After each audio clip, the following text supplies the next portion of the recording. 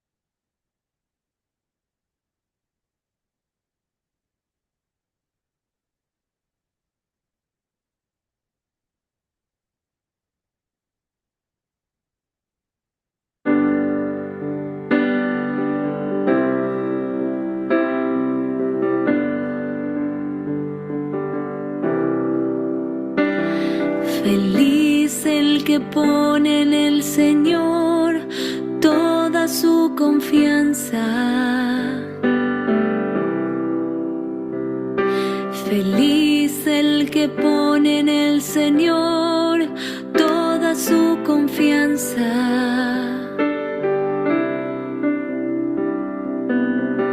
Feliz el hombre que no sigue el consejo de los malvados, ni se detiene en el camino de los pecadores, ni se sienta en la reunión de los impíos, sino que se complace en la ley del Señor y la medita de día y de noche. Feliz el que pone en el Señor toda su confianza. Él es como un árbol plantado al borde de las aguas, que produce fruto a su debido tiempo y cuyas hojas nunca se marchitan. Todo lo que haga le saldrá bien. Feliz el que pone en el Señor toda su confianza.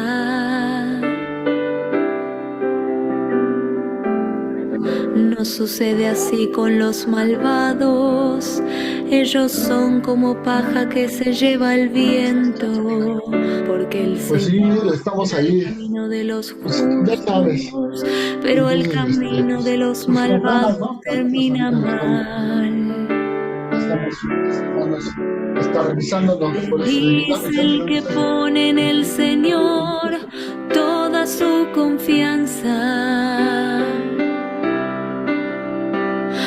Feliz el que pone en el Señor toda su confianza.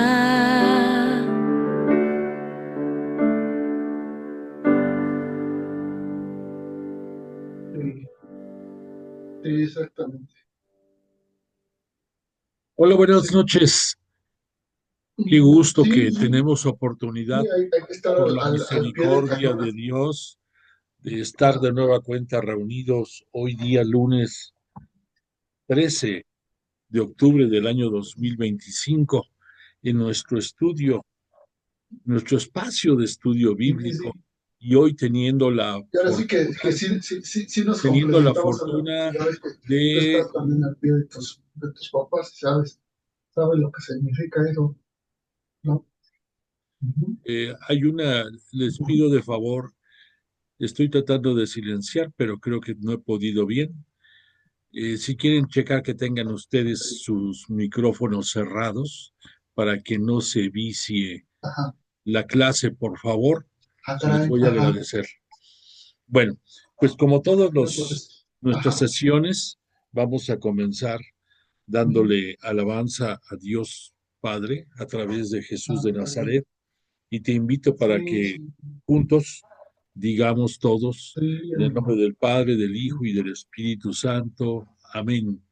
sí, Padre nuestro que estás en el sí, sí, cielo, no, pues es el tema del santificado día, sea tu sí, ¿verdad? nombre. Hágase tu voluntad en la tierra como en el cielo. Danos hoy nuestro pan de cada día. Perdona nuestras ofensas, como también nosotros perdonamos a los que nos ofenden. No nos dejes caer en la tentación y líbranos del mal. Amén. Dios te salve María, llena eres de gracia, el Señor es contigo. Bendita eres entre las mujeres y bendito el fruto de tu vientre Jesús.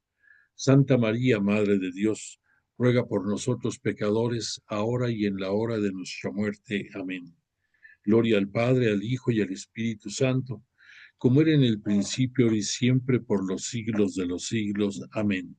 E invocamos al Espíritu Santo y decimos, oh Espíritu Santo, don de Dios y fuerza de lo alto, fuente de agua brotante de vida eterna, descienda y mora en nuestros corazones. Haznos verdaderos adoradores del Padre. Condúcenos a la plenitud de la verdad y transfórmanos en testigos de Jesús para llevar su nombre hasta los confines de la tierra. Amén. Bueno, pues le damos gracias de nueva cuenta a Dios Padre por tenernos la misericordia de hacer que llegue su palabra a nosotros a través de Jesús de Nazaret, sus enseñanzas y todo el legado que nos deja, tanto en la tradición como en la Biblia, como en el magisterio, en todo. Gracias a Él le conocemos y gracias a Él, a Jesús de Nazaret, vivimos asidos con fe a su gloria y eso es todo en esta vida. Bueno, pues hoy tenemos el gran gusto de comenzar formalmente nuestro curso de Historia de la Salvación dentro de nuestros libros bíblicos que estamos estudiando poco a poco. Y tenemos una intención particular como todas las noches y esta ocasión es darle gracias a la Señora del Rosario de Fátima, a la Virgen de Fátima, porque nos está concediendo la oportunidad de ver una luz en el camino en el conflicto del Oriente Próximo, eh, con con el avance de entrega de rehenes de los dos bandos en conflicto, y esto nos hace tener la esperanza de que podemos aspirar a que en esa zona haya una paz duradera, una paz de corazón, y lo deseamos todos. Ha sido mucho el flagelo en esa zona de las dos partes en conflicto, las dos partes beligerantes, y muchas de las víctimas, la mayoría, son inocentes que no tienen el por qué haber pagado con su vida y con problemas en toda su historia. Por lo tanto, le suplicamos a la Virgen de Fátima que sea perdurable esta paz y que se pueda seguir avanzando. Esta, hablando de esta Virgen, de la Virgen de Fátima, eh, no sé si tuviste tú la oportunidad de enlazarte a las transmisiones acerca del jubileo de la espiritualidad mariana que se estuvieron transmitiendo el día sábado y domingo desde Roma. A mí me llenó de el corazón de emoción el que tal vez tú conozcas, pero la Virgen de Fátima, en la figura física de esta Virgen que se encuentra en Fátima, ahí en Portugal. Tres veces había estado por diversos motivos, porque lo había pedido diversos pontífices en determinados momentos. El Papa León XIV pidió que estuviera dentro de las celebraciones de la espiritualidad mariana, esta bellísima imagen, y fue la cuarta vez en seriado en que está ahí en Roma, pero esta ocasión hubo, hubo todo el complemento necesario para que se convirtiera en una, además de ser la presencia de María entre nosotros, eh, dirigiendo el rosario que se rezó el día sábado, en el que había más o menos 30,000 personas allí en el atrio de San Pedro, y éramos miles, miles también unidos por las redes sociales.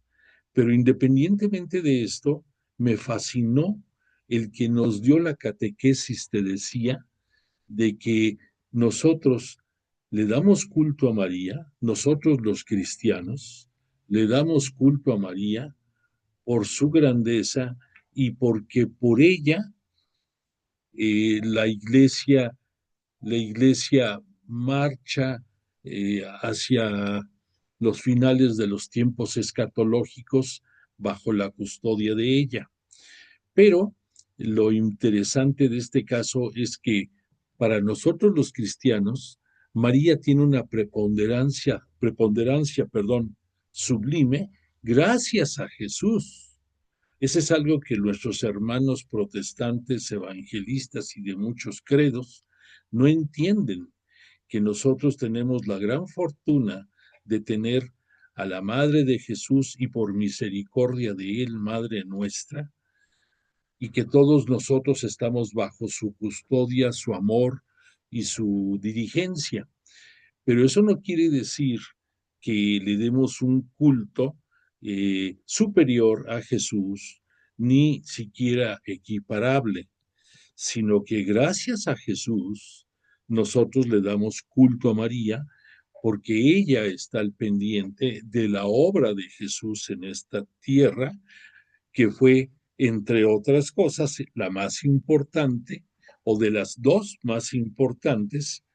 Fue la primera, obviamente, seamos claros, fue el haber redimido al pecado del mundo con la entrega de su cuerpo y de su sangre de Jesús. La segunda, el que por primicia de Él, con su resurrección, podemos tener vida eterna, vida celestial. Pero hay una más también muy importante, que gracias a que María es la fiel servidora de Dios desde el momento mismo de la encarnación de Jesús en su virginal vientre, posteriormente, ya para los fines de la carrera mesiánica en la tierra de Jesús, Jesús en la cruz le pide a María que a través de la persona de Juan, representando a todo el género humano, ella se convierta en madre de todos nosotros. Y a través de Juan, todo el género humano también estamos bajo su protección. y guía y cuidado. Entonces, es la misericordia de Jesús la que opera y gracias a ella es por lo que conocemos la grandeza de María y reconocemos que es la fiel custodia, la fiel, eh, que es la fiel conductora de la iglesia que sin oponer ninguna condición conduce a la obra de su Hijo y está al pendiente además de todos nosotros. Bueno, pues dicho todo esto, esta ocasión allí en Roma fue la primera ocasión, si no mal me equivoco, en que se juntaron todos los elementos para poder dar testimonio de lo que te estoy diciendo.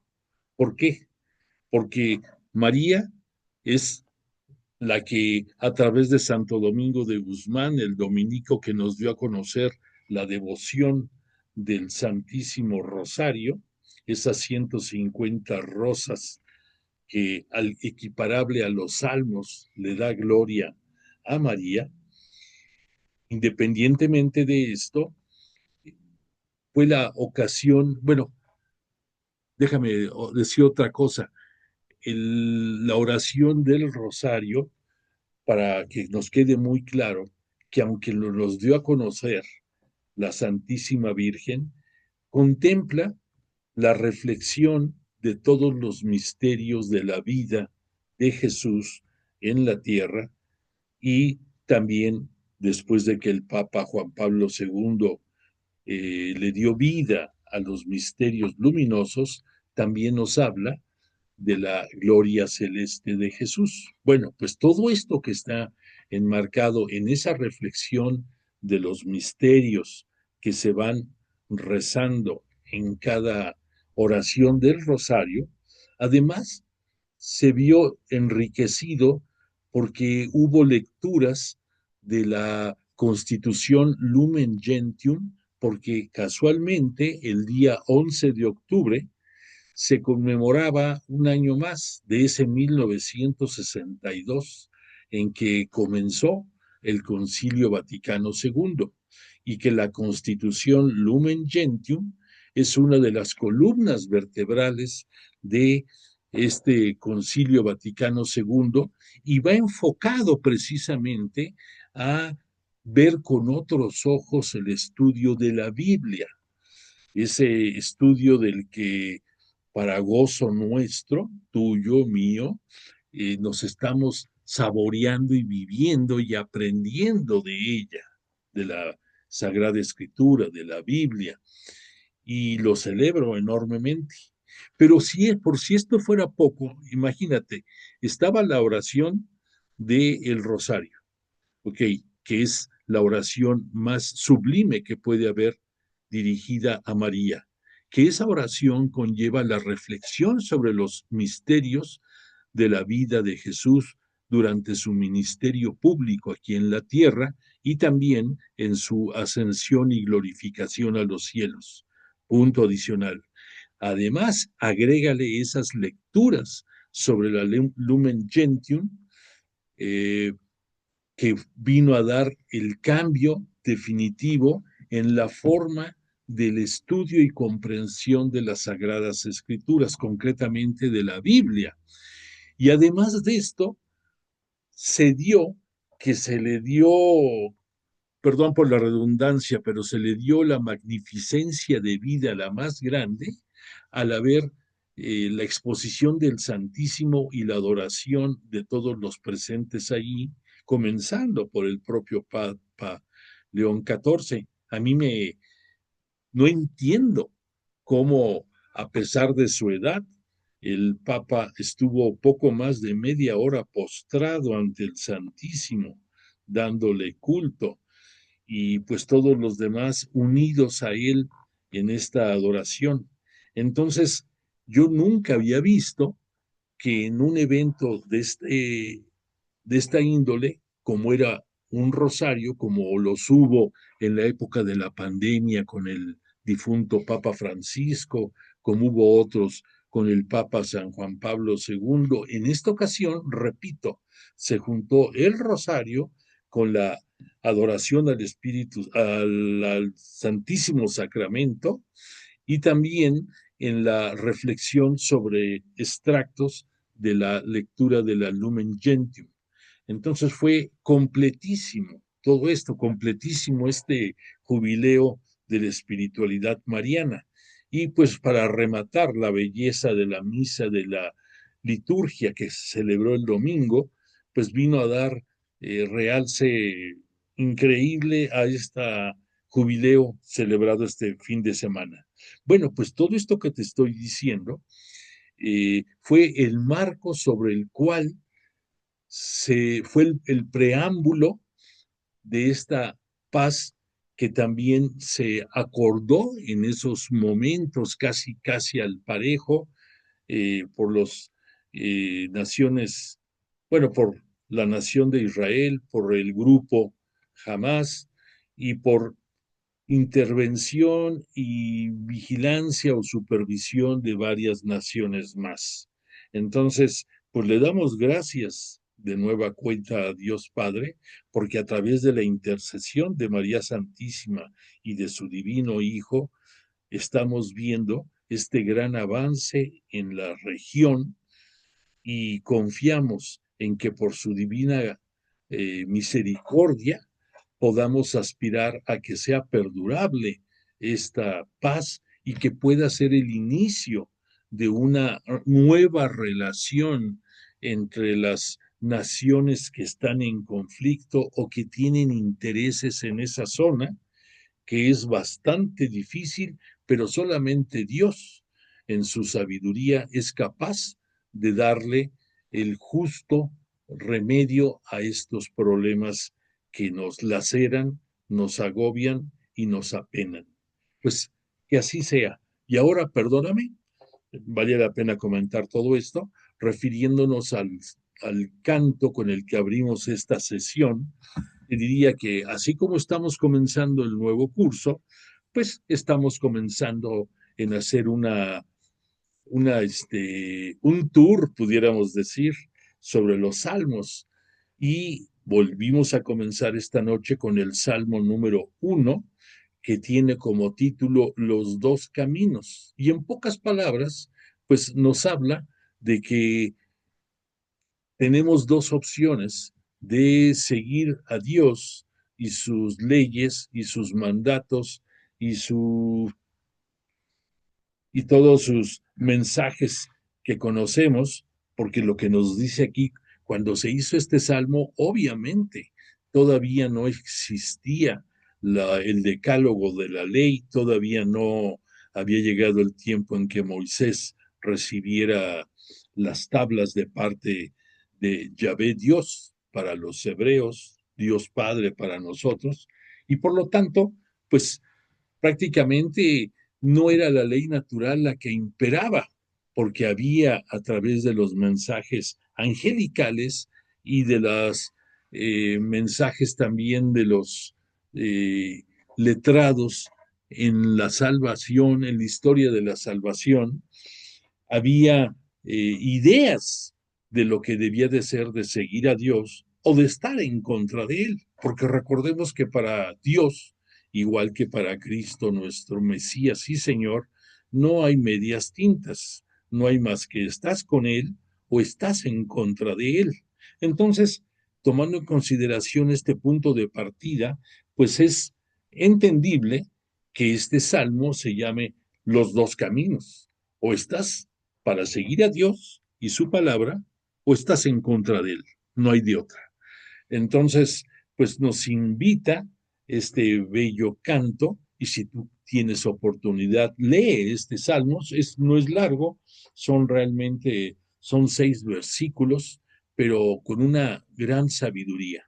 Entonces, pues, que nos ilustre, que nos llene de guía de vida para poder seguir adelante en nuestro día a día, para poder llegar al cielo en algún momento. Bueno, pues entonces ya entrando en nuestra materia del curso, quiero, eh, quiero, pues, quiero ponerte más o menos cómo va a estar este curso, que nos vayamos ubicando, porque para empezar quiero que entendamos el alcance perfecto de lo que es el término, la historia de la salvación, para lo cual te remito aquí a nuestra lámina. En la clase pasada hablamos ya un poco como introducción y ahora te lo presento aquí en forma esquemática para que veamos por dónde vamos a estar transitando. En esta línea del tiempo que nos habla prácticamente a partir del año 1850 antes de Cristo, vemos que aquí aparece la palabra Abraham. Con Abraham, como dice aquí en la parte inferior, comienza la revelación pública o la revelación bíblica, como quieras tú llamarle, y va a irse desarrollando poco a poco en diferentes etapas. Después de Abraham y antes del año 1750, van a surgir, comenzando por el propio Abraham, la época de los patriarcas de nuestra historia de salvación. Después va a haber una época de silencio entre los años, 500 años, entre el 1750 y el 1250, que va a ser el tiempo en que por las circunstancias de la sabiduría divina, los hebreos se refugiaron en Egipto para tener mejores condiciones de vida. Esto sirvió para ellos, para los hebreos, para tener la oportunidad de vivir y por otra parte de multiplicarse, porque de acuerdo a las costumbres y dictaminaciones judías, pues en sus matrimonios, en sus uniones, la procreación tiene un papel preponderante. Tanto es así que llegó el momento en que los propios egipcios temían que estaba creciendo mucho la población de los hebreos y les daba miedo de que en un momento determinado pudieran cambiarse los papeles y que ellos fueran los que quisieran someter a los egipcios. Por esa razón es por lo que vamos a ver el detalle, el episodio en el cual el faraón egipcio da la orden de que cuando nacieran los bebés hebreos, las comadronas, si era mujer, le permitieran que viviera, pero si era hombre, que le dieran muerte.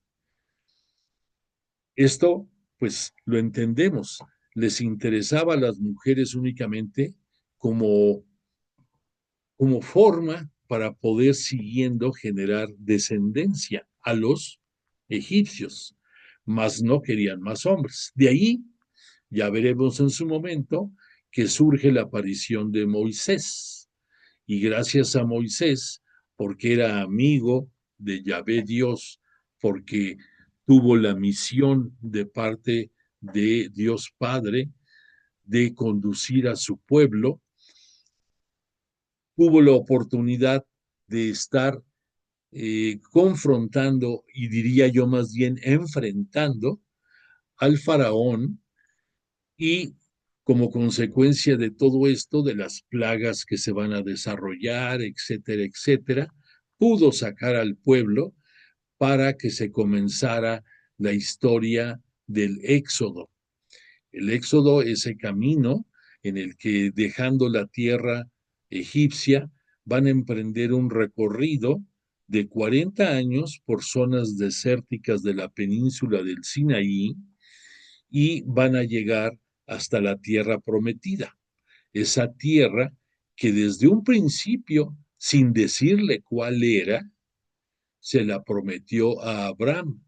Esa misma tierra también sin decirles a dónde los llevaría, que a los patriarcas como Jacob, como, eh, como el propio Moisés, van a ser, van a ir ser llevados a la tierra que Yahvé Dios les prometió, pero no sabían ellos cuál era. Bueno, aquí debo de hacer un paréntesis porque la semana pasada surgió una pregunta bastante interesante y que no quedó muy bien definida. Un integrante de nuestro grupo preguntaba, porque yo dije que Jesús en su, en su ministerio público se apoyó de que él leía la Biblia palestinense y surgió un comentario de que acerca de las tierras de Palestina. Quiero ubicarlos para que no haya malentendidos. Lo que les voy a decir no tiene nada que ver con con Palestina como posible estado físico, como un estado geográfico y mucho menos como una nación. Pero si ustedes tienen oportunidad de ver mapas de la antigüedad, desde antes de que existiera el Antiguo Testamento, estamos hablando de la época, ¿por qué no decirlo?, del Génesis, más o menos. Si ustedes ven un mapa, van a ver que ese mapa cita Palestina. Y ese nombre de Palestina se va a repetir en los tiempos del Antiguo Testamento, se va a repetir en los tiempos del Nuevo Testamento. Y esto no quiere decir que se le estuviera reconociendo como una nación, porque tampoco se le reconocía a Israel como una nación en aquellos tiempos. Pero geográficamente,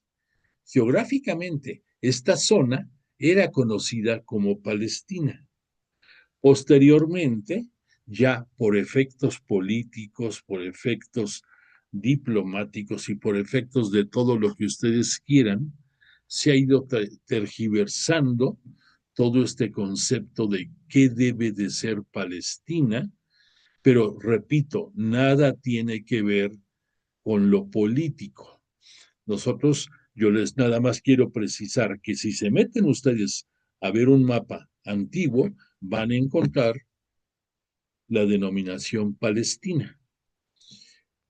Ya cuando nos vayamos acercando a estudiar la llegada de los hebreos a la tierra prometida, vamos a ver que el pueblo filisteo era como raza el más reconocido que tuviera conexión con los palestinos. Pero eso ya es otro boleto y es otra cosa. O sea, los filisteos eran los pueblos que estaban en la actual eh, Gaza y otras regiones más hasta la Transjordania, y de ahí se supone que tiene una liga muy fuerte con los actuales palestinos. No estoy hablando del grupo de Hamas, no estoy hablando de la nación palestina, no estoy hablando del Estado palestino, estoy hablando de la región como se le conocía geográficamente.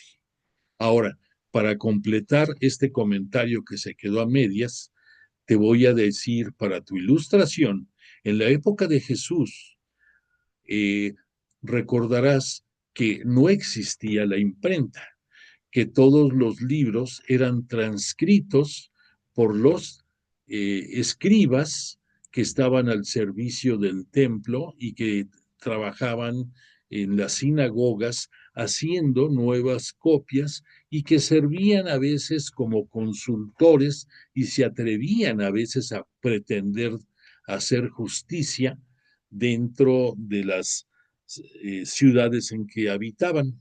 Bueno, pues entonces dentro de esas transcripciones, que algunas eran hechas en pergamino y otras eran hechas en papiro, porque eran los dos elementos para poder transcribir manualmente la escritura. Existían en épocas de Jesús dos, eh, dos Biblias muy conocidas. Una que era la Biblia palestinense, que es la que se supone usó Jesús. Y había otra más que era la Biblia griega, la Biblia alejandrina, se le conocía así.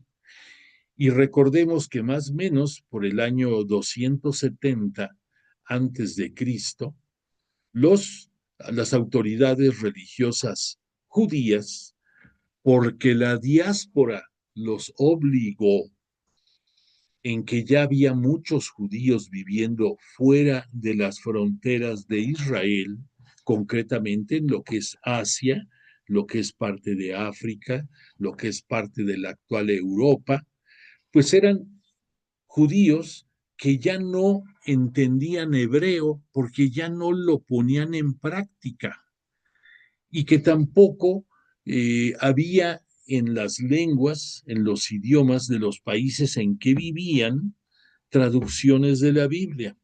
Entonces, en esa época, las autoridades religiosas judías, a través de Ptolomeo, en la ciudad de Alejandría, que era la cuna de la civilización cultural en aquellos tiempos, piden que se transcriba la Torá, bueno, más bien dicho, no la Torá, la Tanakh hebrea, al griego. Y entonces surge la traducción de la, de la escritura judía al griego. Entonces, en la época de Jesús, resumiendo, había dos Biblias en circulación ahí en Jerusalén o en la zona de Galilea y de Nazaret, donde Jesús estaba itinerante por esa zona. La Palestina y la Alejandrina. Entonces, por eso les comenté que probablemente la que usó Jesús de Nazaret, misma que tal vez leyó la Virgen María, misma que también conoció San José y toda su familia, fue la Biblia palestinense. De ahí surge ya, perdón que me extendí en este comentario, pero siento como que no quedó muy claro la explicación que pude dar a través del chat la semana pasada. Bueno, entonces dicho esto, ya estamos ubicándonos, que estamos aquí hablando de que después de que Moisés va a llevar al pueblo de hebreo, al pueblo judío, hacia la zona de Canaán, en parte por eso van a entender ustedes por qué el éxodo fue tan largo. Si ustedes ven un mapa de la zona de los desiertos y donde está Canaán, van a poder observar que en la parte norte, lástima que no puse aquí ahorita el mapa, pero la próxima clase lo pongo. En la parte norte era la región de los filisteos, que era una región muy peligrosa para poder transitar por ahí, que después había otro camino, pudiéramos decir, más o menos en línea recta, para llegar a Canaán.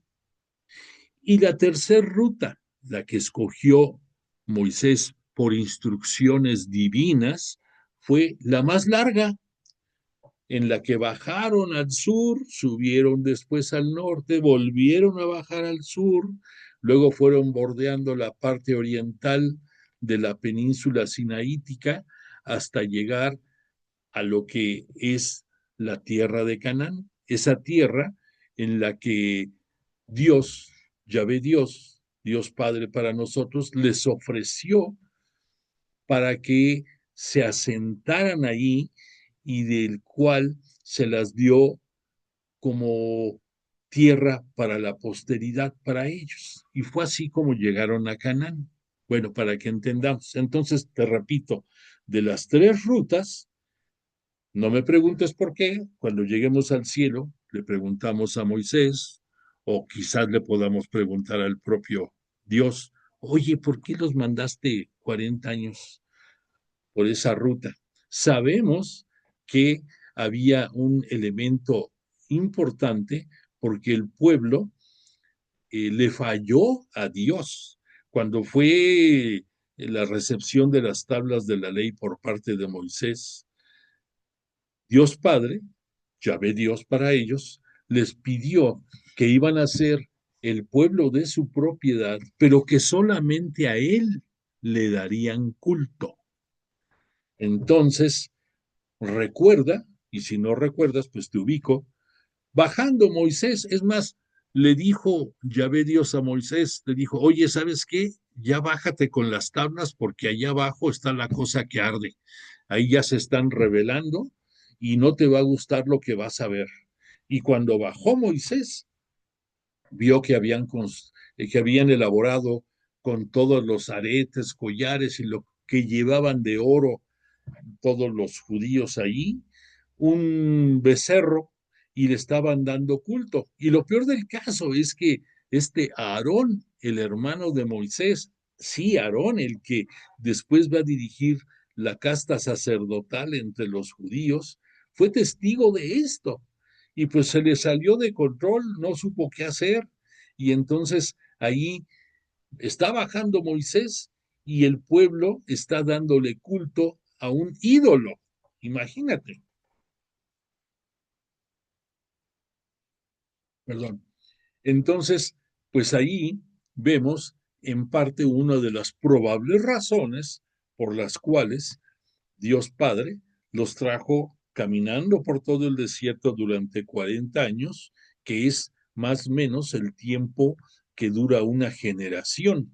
Y por lo mismo, vamos a ver en el momento oportuno que dentro de la historia de la salvación, en ese recuento que hicieron y que está sentado en el libro de los números, más o menos salieron 600,000 hombres de Egipto, sin contar mujeres y niños.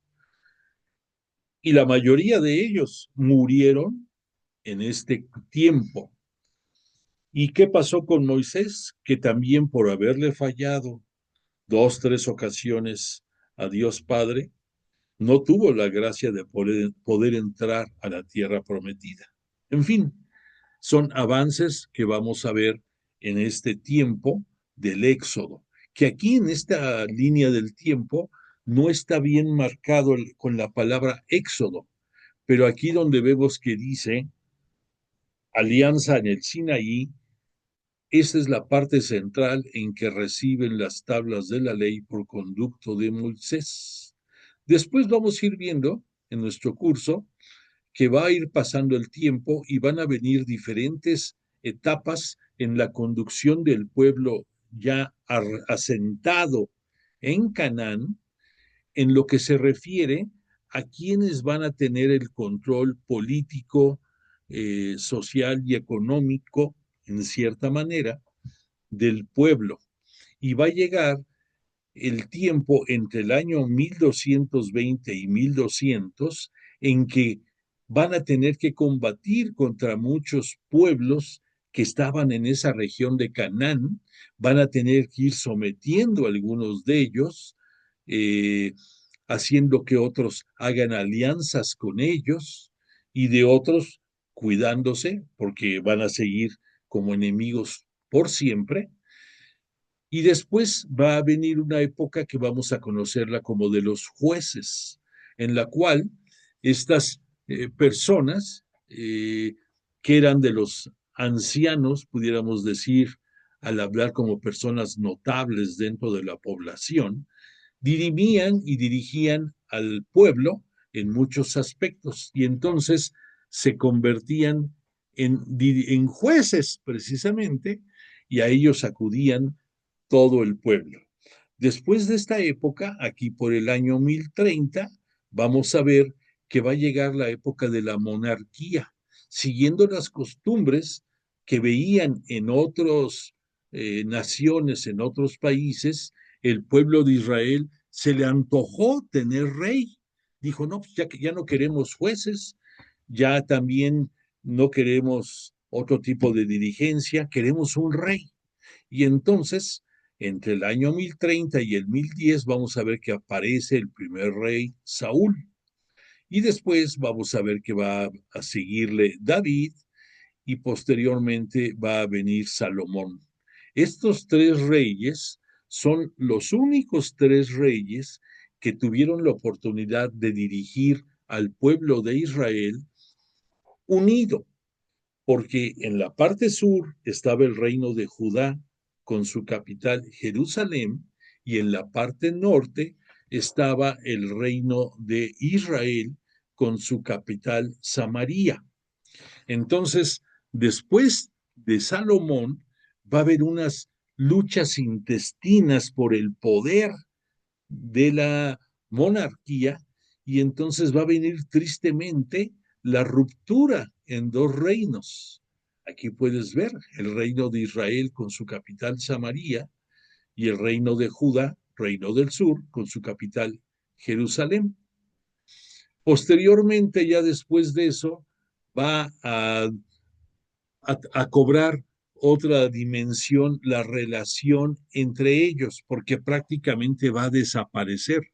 Los judíos, los hebreos del reino del sur, los de Judá, se consideraban como los auténticos herederos e hijos de Yahvé Dios, y consideraban como apócrifos, valga la expresión, a los del reino del norte, aunque el reino del norte tuvo mucha importancia dentro de la historia de la salvación. Tuvo muchos momentos que ahorita no los vamos a ver, pero te digo, tuvo muchos momentos de gloria, de esplendor y de religiosidad dominante en lo que es el judaísmo.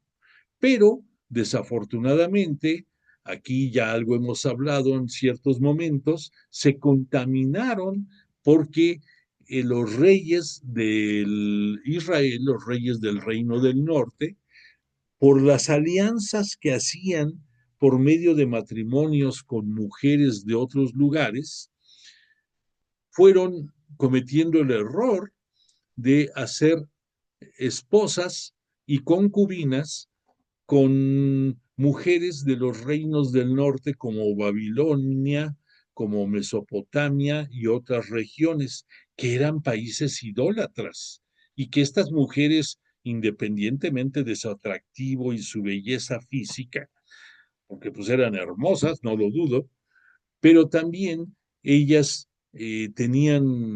daban culto a ídolos. Y entonces el rey tuvo que permitir, es entendible, que hubiera altares para dar culto a estos ídolos, independientemente de las sinagogas que había ahí dentro de la religión judía. Pero entonces las cosas no prosperaron ya bien, y tan es así que va a llegar el punto en que en este año 721 va a ser la caída del reino del norte. ¿Por qué? Porque van a ser invadidos por el imperio asirio, este imperio que está aquí puesto abajo, 721. Bueno, eso es en lo que se refiere al reino del norte. Pero el reino del sur tampoco cantaba mal las rancheras, ¿eh? Y también se van contaminando por las mismas razones, van haciendo menos a los profetas, que aquí los tenemos marcados en color rojo, en todo esto, son profetas, profetas que son mencionados tanto en la Biblia judía como en la Biblia católica. Y entonces va a llegar aquí el punto, aquí no lo vemos ya en esta lámina, pero en que también va a caer bajo Babilonia, y lo que es peor, ahí va a venir una deportación. Bueno, pues todo esto es parte de lo que va a suceder antes de que llegue a este mundo Jesús de Nazaret como parte de la promesa de Dios Padre, que se va a convertir en realidad gracias a la disposición sin ninguna condición de María Santísima, de la Virgen María, que sin poner objeción va a servir su vientre como el arca de la alianza, como el tabernáculo donde por 9 meses se va a estar desarrollando Jesús de Nazaret, y que gracias a ella va a ser la que va a cumplir con la voluntad divina, la que va a permitir que el Espíritu Santo dirija su vida, sus acciones, y que desde entonces siempre su corazón esté reflexionando sobre todo lo que significaba ser la madre del Mesías.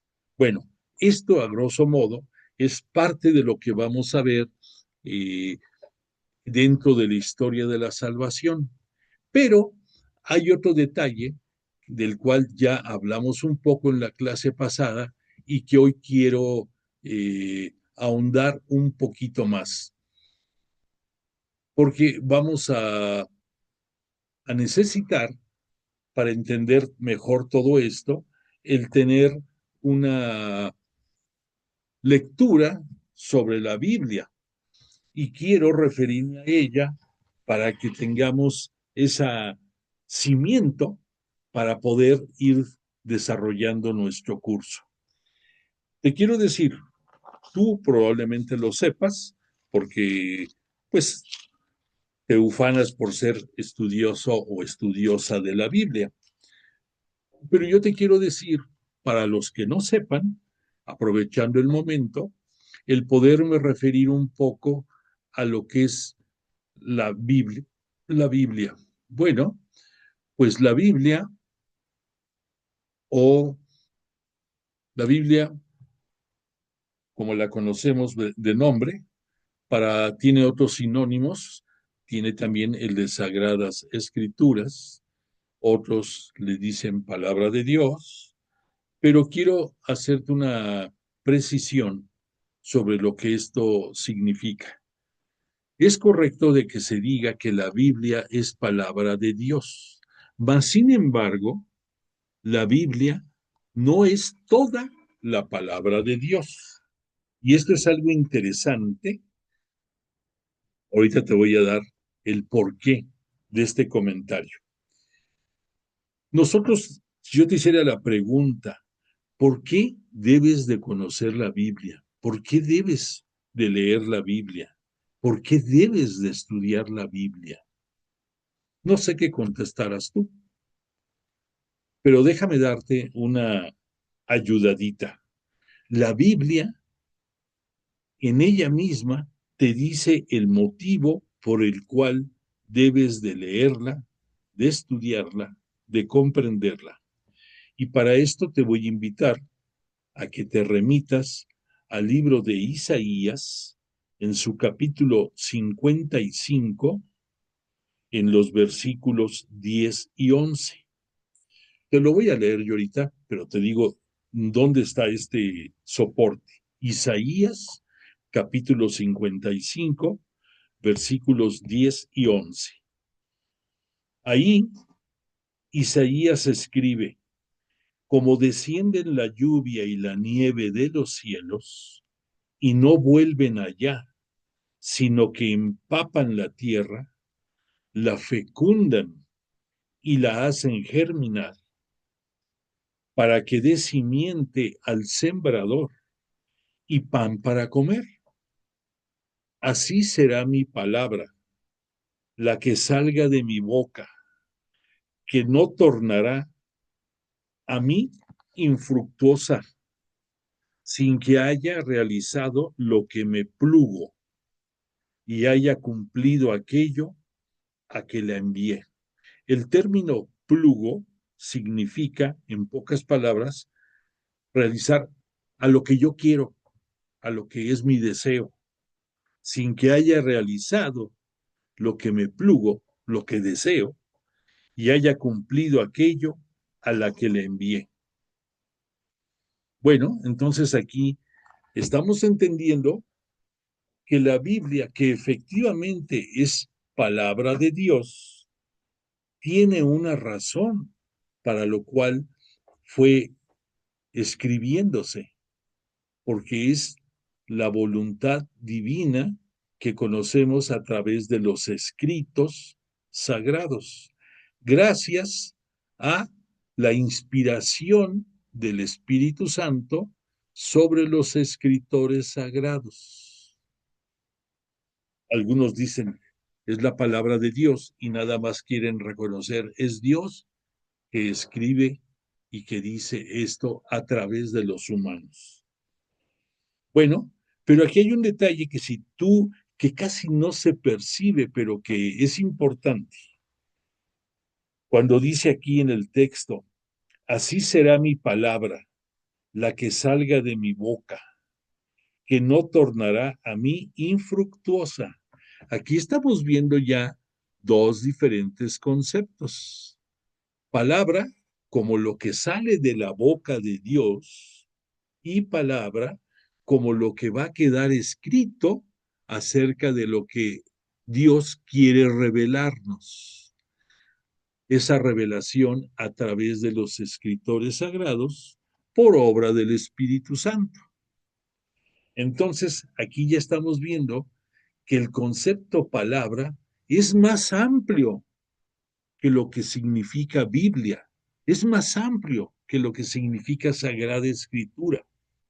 Y por esa razón podemos entender ahorita un poquito mejor el por qué en el libro del Génesis, ese primer libro de la Biblia, comienza hablando de la palabra de Dios. Permíteme que te lea aquí en el Génesis cómo comienza para que comprendas esto. En el primer capítulo del Génesis, en el principio creó Dios el cielo y la tierra. La tierra era caos y confusión. Oscuridad cubría el abismo y un viento de Dios aleteaba por encima de las aguas. Dijo Dios, haya luz, y hubo luz. Vio Dios que la luz estaba bien y separó Dios la luz de la oscuridad. Primer día. Y así van a pasar 6 días más hasta que llegue el séptimo día en que la creación esté completada y Dios Padre descanse. Pero aquí lo importante del comentario es en el versículo 3, la cita que dice, dijo Dios, haya luz, y hubo luz. Entonces, ahí está la palabra de Dios, que aquí, aunque está reflejada en la Biblia, yo no digo que no, pero lo que está resaltando es que la palabra de Dios es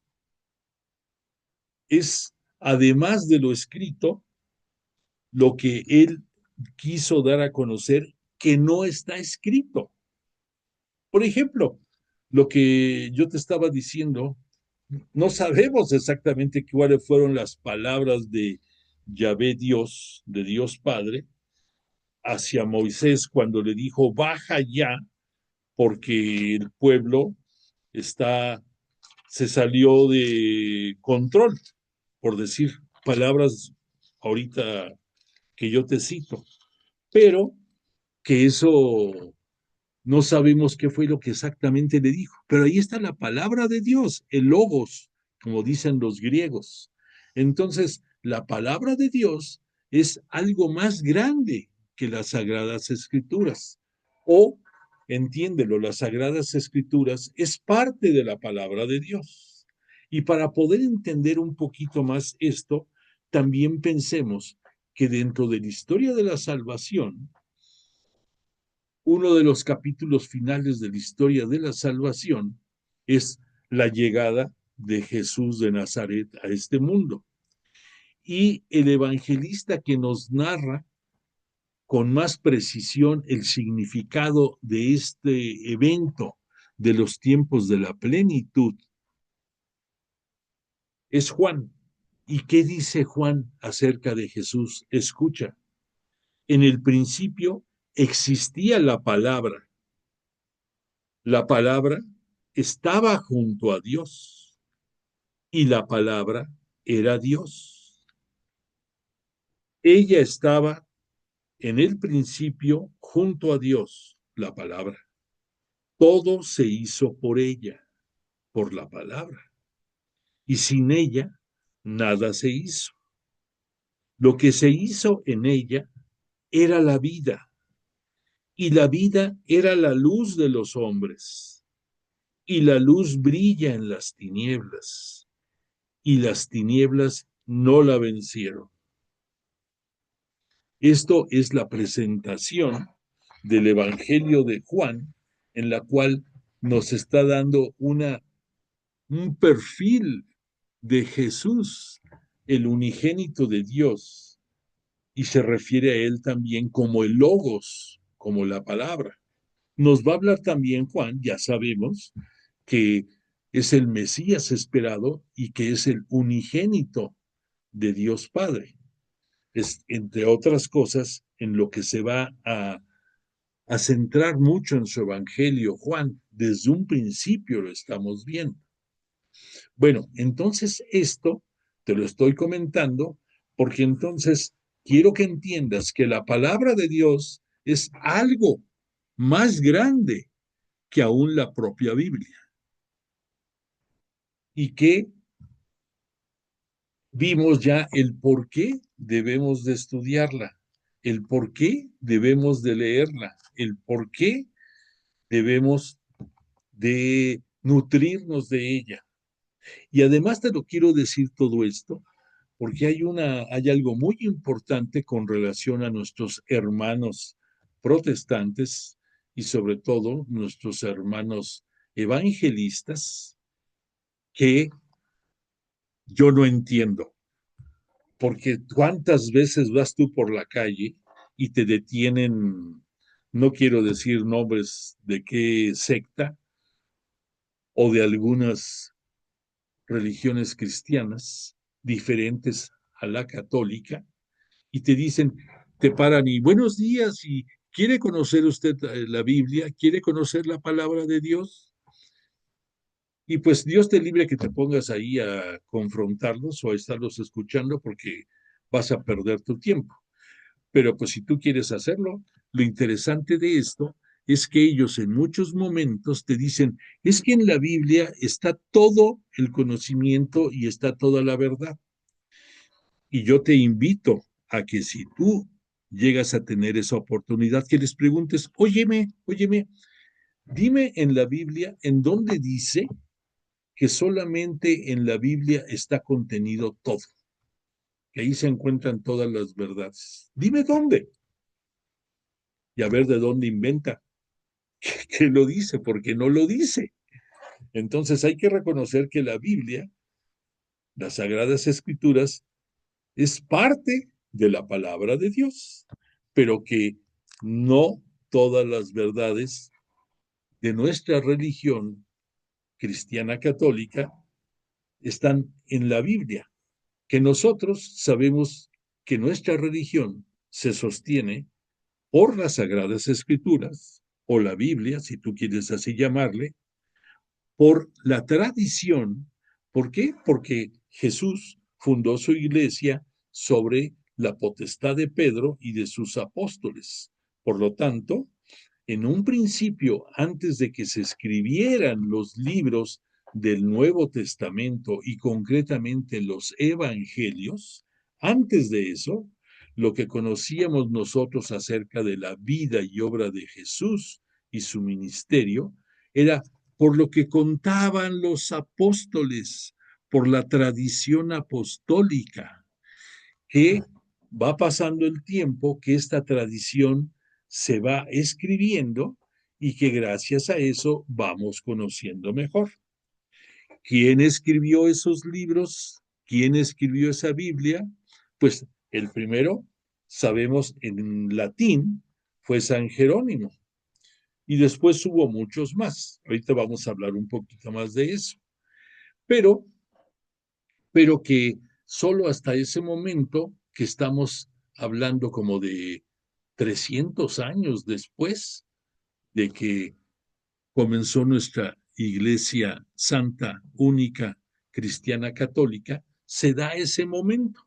Y que posteriormente, para la explicación y correcta interpretación de lo que la Biblia dice y lo que la tradición nos legó, existe un cuerpo colegiado dentro de nuestra iglesia que está como al frente el Papa y todos sus obispos que le asisten en la conducción y en la interpretación de los textos bíblicos y de otros asuntos relacionados con su investidura, en asuntos importantes, no para cualquier cosa. Y este cuerpo colegiado es lo que conocemos con el nombre del magisterio. Entonces nosotros, cristianos católicos, sabemos que entonces nuestra religión está soportada por las Sagradas Escrituras, por la tradición y por el magisterio. Y todo esto se encuentra aglutinado en el credo de los apóstoles, que después de un tiempo se va a ver corregido y adaptado y bajo el título de credo niceno-constantinopolitano, es el que normalmente recitamos, oramos en las liturgias dominicales. Pero en los tiempos de Pascua siempre recitamos el credo de los apóstoles. Bueno, entonces, ya aclarado esto, de que la palabra de Dios es algo más grande que la Sagrada Escritura, y de que te informé que no creas lo que te dicen nuestros hermanos protestantes y evangelistas, que solo en la Biblia está toda la verdad, vamos a hacer un comentario adicional con relación a esto. Cuando fue la, la, el surgimiento de la Constitución Lumen Gentium dentro del Concilio Vaticano II, estamos hablando más o menos de 1965, ahí por primera vez la Iglesia, después de estudios profundos, validó que dentro de la Sagrada Escritura hay géneros literarios, no me refiero a géneros de otro tipo, hay géneros literarios, y que estos géneros literarios, para que lo entendamos mejor, es que puede haber libros con diferente transcripción o redacción, para ser claros. Puedes ver tú que unos son parábolas, otras son discursos, otros pueden ser súplicas, otros pueden ser himnos, muchos géneros. Y que esto marca una diferencia por los cuales tenemos que tener mucho cuidado en la lectura textual de lo que estamos viendo dentro de la Sagrada Escritura. Entonces, aquí en este triangulito que estamos viendo que al haber géneros literarios, hay diferentes textos, y estos textos marcan una diferencia. Después, que hay un mensaje que el autor nos está dando a conocer por iluminación del Espíritu Santo. Entonces aquí tenemos ya dos diferentes elementos que el escritor sagrado está manejando.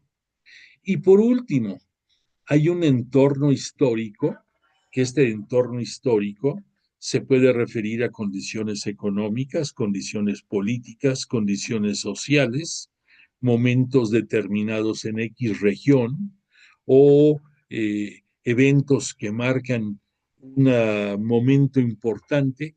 Entonces, todo esto se ve reflejado en el texto que estamos viendo en el libro de la Sagrada Escritura.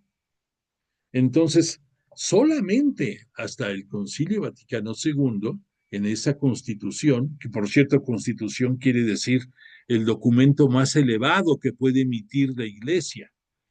Hay otros diversos, no voy a decir todos, pero hay varios, pero el más importante es la Constitución. Entonces esa Constitución Lumen Gentium marcó un antes y un después en la interpretación y estudio de las Sagradas Escrituras. A raíz de eso fue cuando cobró mucho auge el estudio de los exégetas.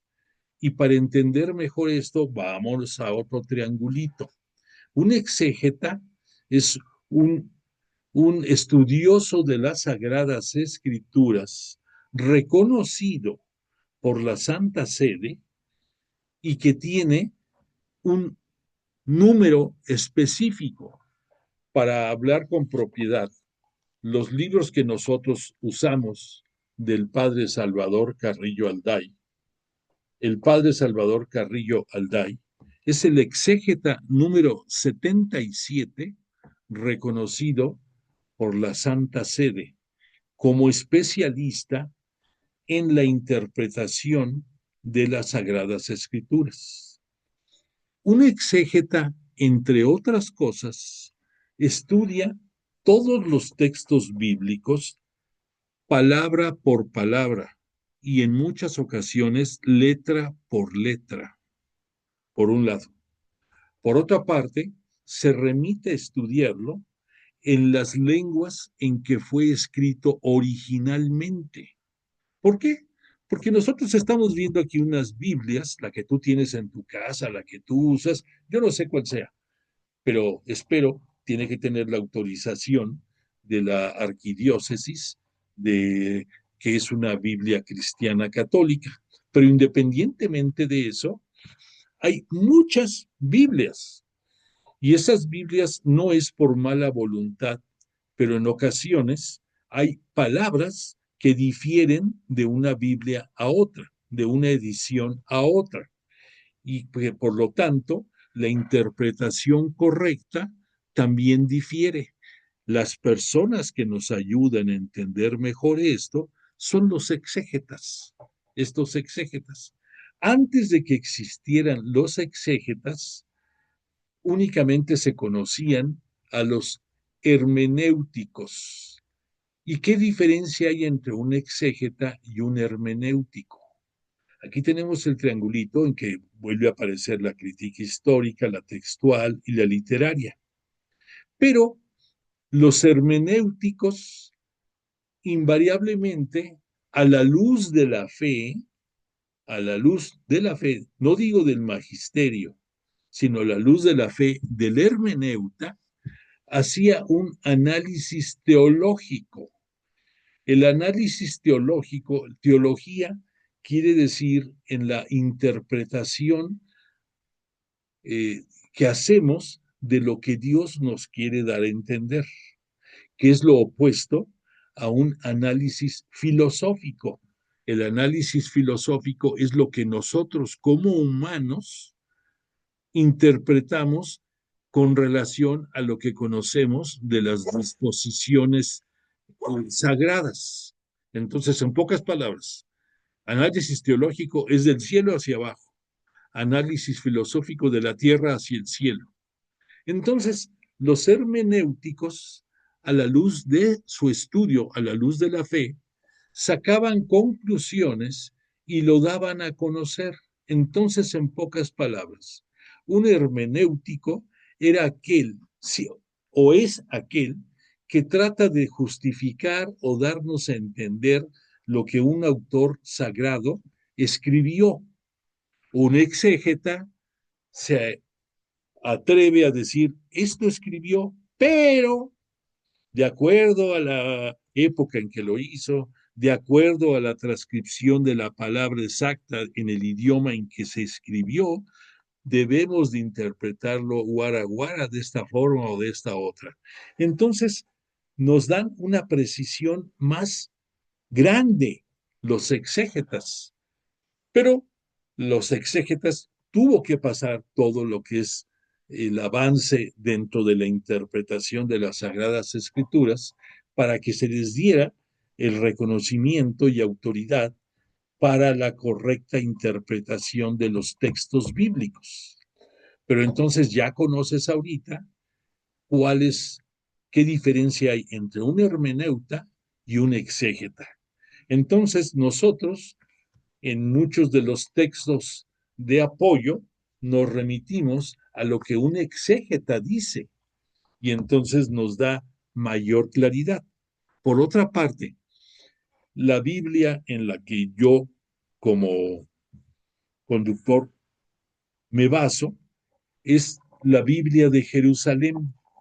Esta Biblia de Jerusalén es una Biblia que se actualiza cada 10 años y que tiene una riqueza muy profunda de citas bibliográficas. Prácticamente en cada edición va creciendo ese número de citas bibliográficas y nos ayuda a entender mejor la interpretación de los textos, al mismo tiempo de que en la Biblia de Jerusalén, al margen, tiene muchas referencias que te ayuda porque te remite a textos dentro del Antiguo Testamento que soportan lo que estás leyendo y también en otros te ubica con qué otros textos puedes tú comparar. Entonces es una ayuda muy grande la que da esta Biblia de Jerusalén. Te lo comento, si tú tienes una Biblia, úsala, no hay ningún problema, pero si vas a comprar alguna para estudiar, procura comprar la Biblia de Jerusalén. Más o menos tiene un valor entre 600 y 650 pesos, pero vale mucho la pena, porque te ayuda a entender mejor las cosas. Bueno, te voy a poner aquí una lámina para que veas lo que vamos a estar viendo dentro de nuestro curso de la historia de la salvación, más los 10 puntos que más o menos vamos a tocar para poder entender el significado de la historia de la salvación. Ya sabemos que vamos a ver su inicio con Abraham y ya sabemos que su conclusión va a ser con el advenimiento de Jesús de Nazaret a este mundo y con lo que sucede con la iglesia naciente en el primer siglo de su existencia. Entonces, la historia de la salvación para ti, cristiano católico, no termina con la Pascua del Señor y su glorificación, sino termina con lo que pasó en el primer siglo de la naciente iglesia, que lo vamos a ver reflejado mucho en las 13 epístolas de este San Pablo, en las epístolas católicas de Santiago, de Pedro, de Juan, de los que tenemos ahí en la epístola de los hebreos también, va a ser parte de toda esta riqueza en la cual vamos a entender mejor la historia de la salvación. Y ahora te quiero invitar a que yo no sé si tú seas nuevo dentro de este curso, pero aunque no seas nuevo, quiero pedirte un gran favor. Necesitamos actualizar para el control de nuestros cursos tus datos actuales de contacto, tu nombre completo y cualquier otra, si tienes un correo electrónico, pues que también me lo hagas de mi conocimiento, porque es conveniente que lo tengamos. Si eres nuevo en este curso, con más razón lo necesitamos, porque de ahí procedemos a darte de alta en todo lo que debemos de hacer. Por otra parte, quiero pedirte que si tú eres nuevo o no, que sepas que contamos también con un banco de estudio, con un banco de cursos que hemos estado dando y que forma parte de todo lo que hemos estudiado y que estos se encuentran en YouTube y que ahí bajo la frase Biblia a tu alcance cualquier día de los 365 días del año, en cualquier momento, puedes accesar y recordar o ver algún curso de tu interés. Todo esto es gratuito porque pues así debe de ser, gratuito. Pero te pido que si tú tienes oportunidad de darlo a conocer a otras personas, esta información, lo hagas. En primer lugar, porque recuerda que todos nosotros estamos con la misión de llevar la palabra de Dios hasta los confines de la tierra, la palabra de Jesús de Nazaret. Entonces, esto nos ayuda mucho.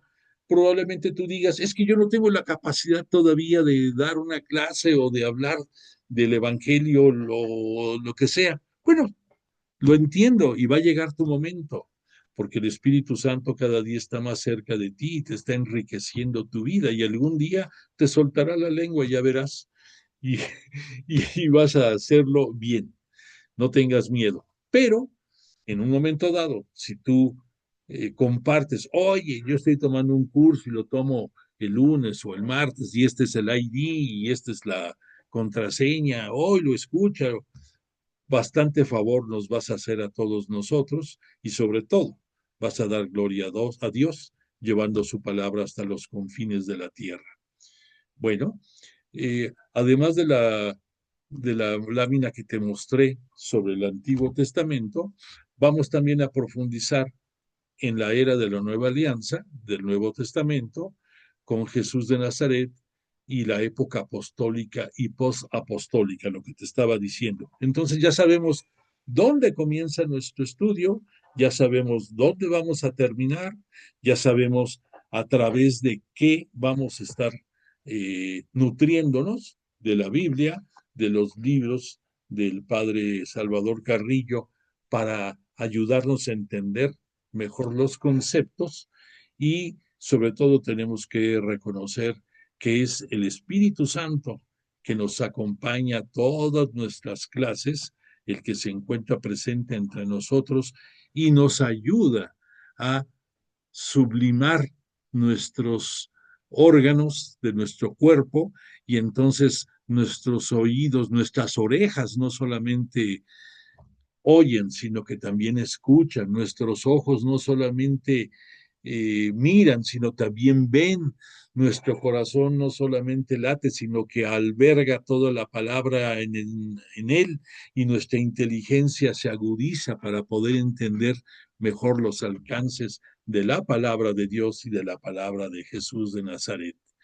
Entonces, todo esto y con la ayuda de la siempre Virgen María, Nuestra Señora del Rosario, de Fátima, que ya hoy hablamos un poco de ella, y el Espíritu Santo en específico, pues tenemos todo un bagaje para poder aprovechar mejor, para poder disfrutar la palabra de Dios y para llenar nuestra vida, para que la Biblia sea para nosotros eh, no solamente algo para, para leer, para estudiar, sino que traspase esto y que también sea algo que nos ayude a orar.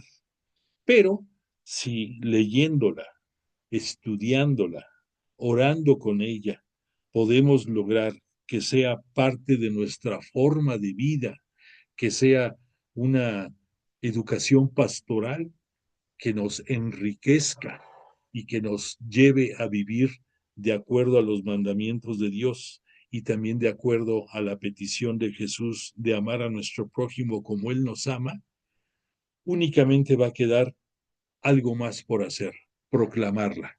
Y para proclamarla ya dijimos que lo puedes hacer directamente cuando el Espíritu Santo te lance en tu misión o también con las recomendaciones que de nuestros cursos puedas hacer.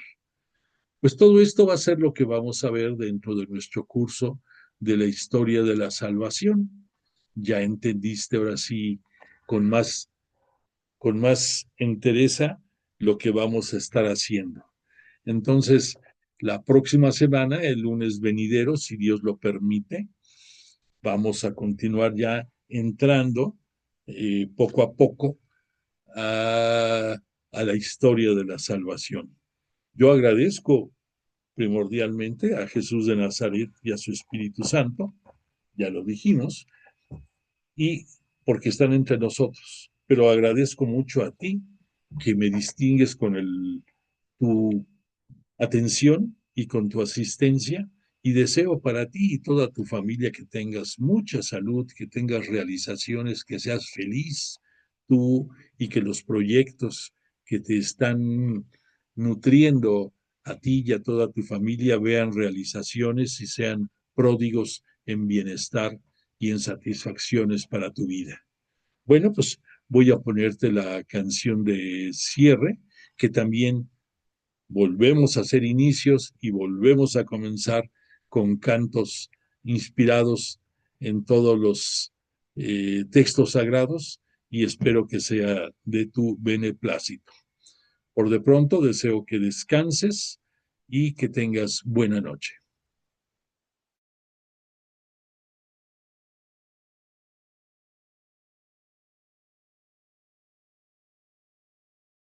Levanto mis manos,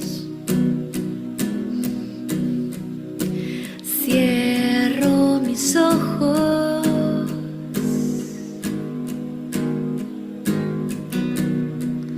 para proclamar tu nombre, Dios de poder.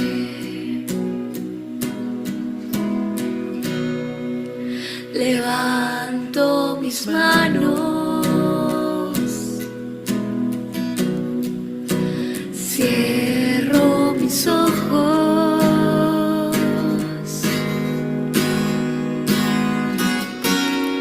para proclamar tu nombre, Dios de poder.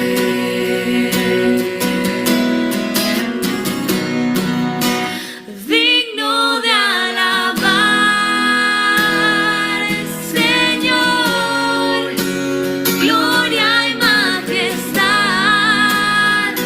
sean a ti, Rey de la creación, por siempre. Amén.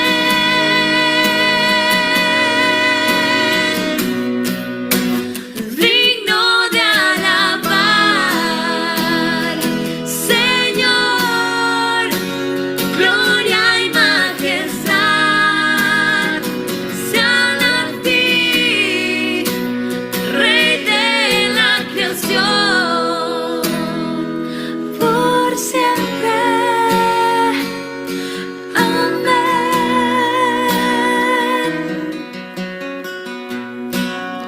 Levanto mis manos, cierro mis ojos,